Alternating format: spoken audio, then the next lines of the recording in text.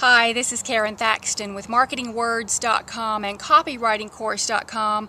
I have more questions for the Ask Karon video column in the Marketing Words blog.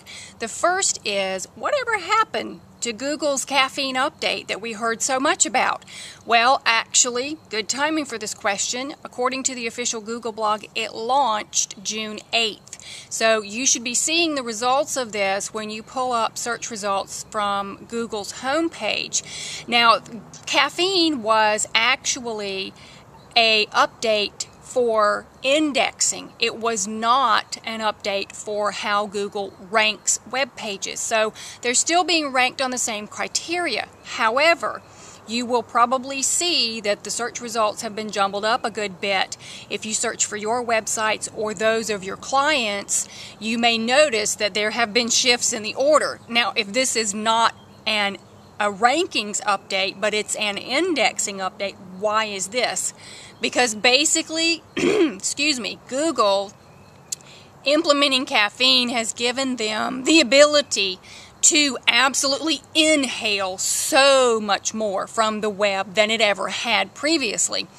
More blog posts, more Facebook entries, more tweets, more press releases, more images, more web pages, everything you can possibly think of is now showing up in Google. And it does in fact give them the largest database of any other search engine.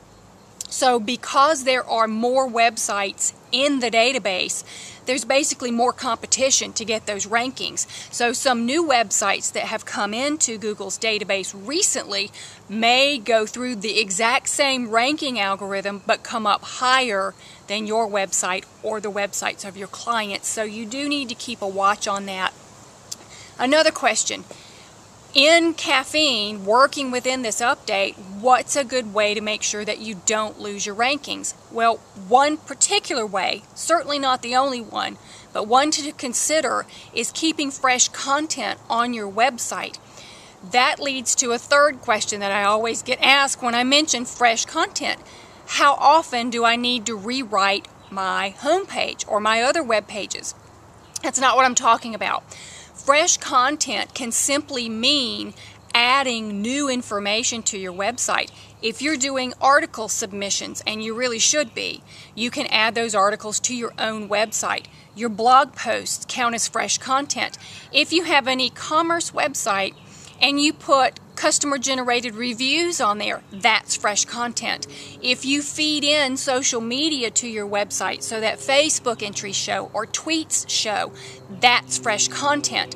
All of that is included in the category of fresh content. It does not, by any stretch of the imagination, mean that you have to rewrite all of the copy on all of your web pages once a month or once every 6 months. No, don't worry about that at all.